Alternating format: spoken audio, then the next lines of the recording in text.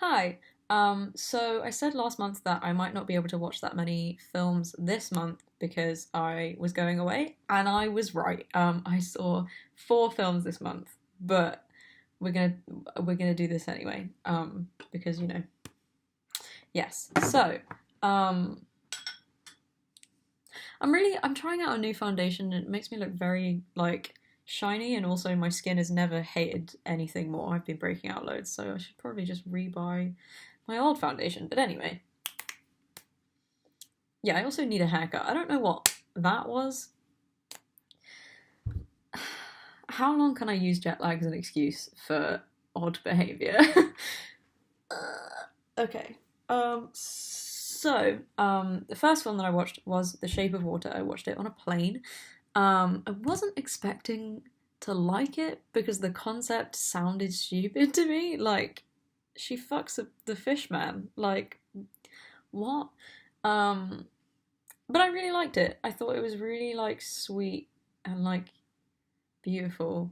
They did. I watched it on a plane, so they edited out the sex scenes. So maybe that's why.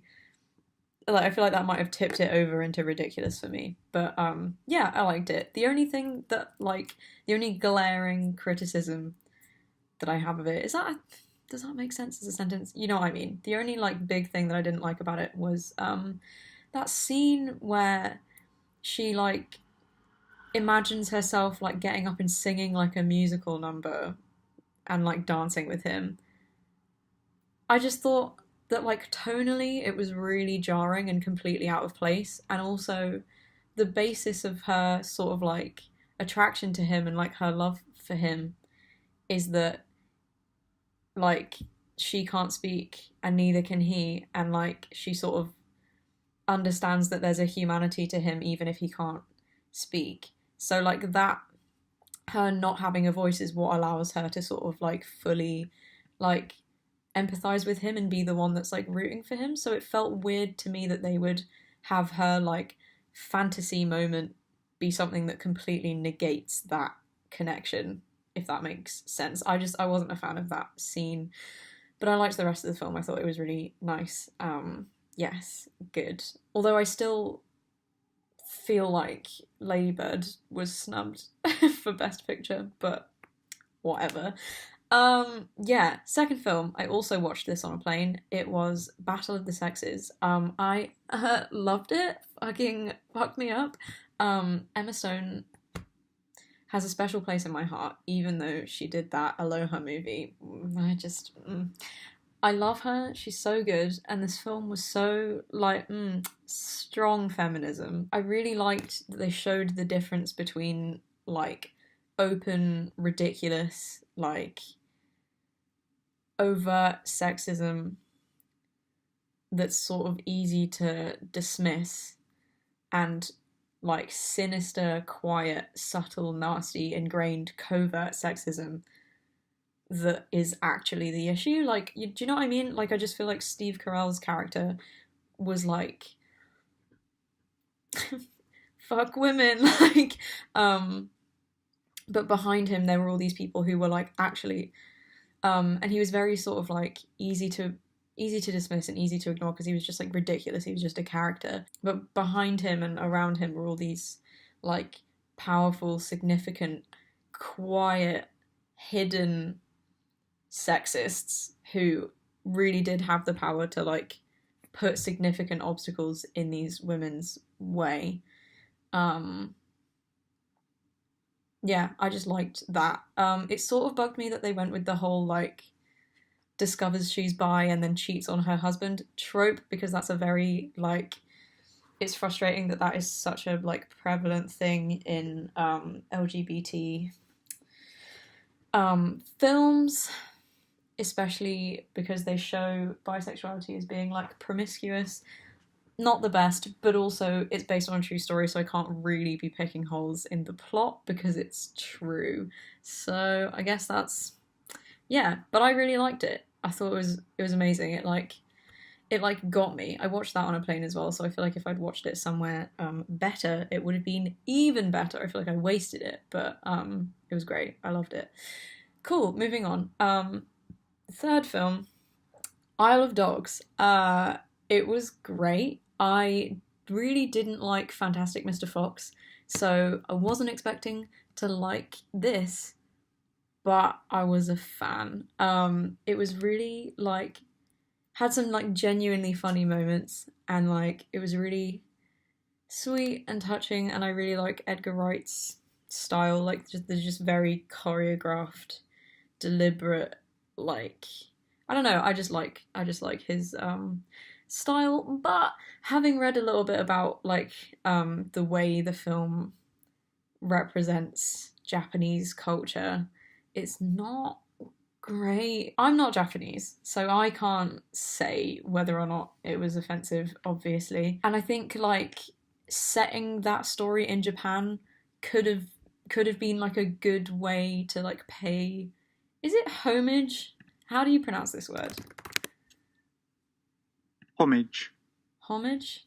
Homage. That sounds wrong to me. I don't know, to Japanese culture. Um, but instead he just sort of used it as like a backdrop to an American story, if that makes sense. Like, all the main characters are voiced by white American actors. Um, that like exchange student person ends up being a little bit of like a white savior.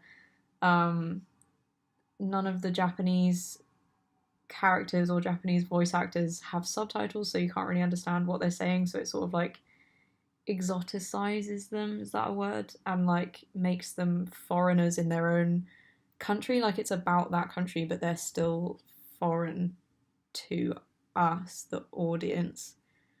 If that makes sense, I don't know how well I'm explaining this. And there are also a lot of like cliched, like touristy sort of depictions of Japanese culture, like the sort of cherry blossoms and sushi and sumo wrestlers and things like that. I don't know. It could have been a lot better. It's frustrating because setting that story in Japan in itself was not a terrible crime, but I just wish he'd put in the sort of like work and time to represent it respectfully. A lot of Wes Anderson's films, I like love them, but there's like one big glaring like problematic thing about it, like the Royal Tenenbaums. I'm still pronouncing that wrong, aren't I? Royal Tenenbaums. No, I was Tenenbaums. I don't know. Was great, but then there was that like really graphic suicide scene out of nowhere. Like it's just I don't know. It's frustrating. Like just do better. He's like a great filmmaker, and he puts a lot of thought into the aesthetics, and I wish he would put as much thought into like the content and its impact. So yes. Fuck. Yeah, right. Anyway, last film, Raw. It was really weird. It's a French film about a girl who grows up vegetarian, and then she goes to veterinary school and is given like a raw like rabbit's liver or something as part of an initiation thing, and then just like develops an insatiable hunger for flesh. So that's nice. It grossed me out a bit, so I guess it did the job. And it was entertaining, and I liked it. It was okay.